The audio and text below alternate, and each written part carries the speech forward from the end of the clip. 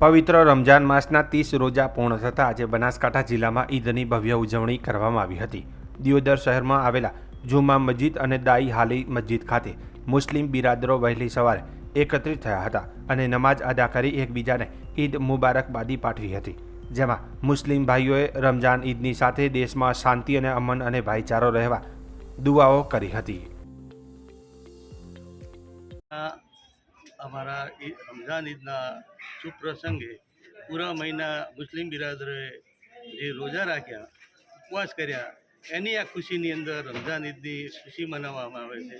અને આજના દિવસે અમારે જુમ્મા મસ્જિદની અંદર દિયોદર જુમ્મા મસ્જિદની અંદર બધાએ નમાઝ અદા કરી અને અલ્લાહ પાસે દુઆ કરી કે અલ્લાહ પાક બધાએ અમારા ભારત દેશની અંદર ભાઈચારો અને એકતા જળવાઈ રહે એ માટેની દુઆ કરી।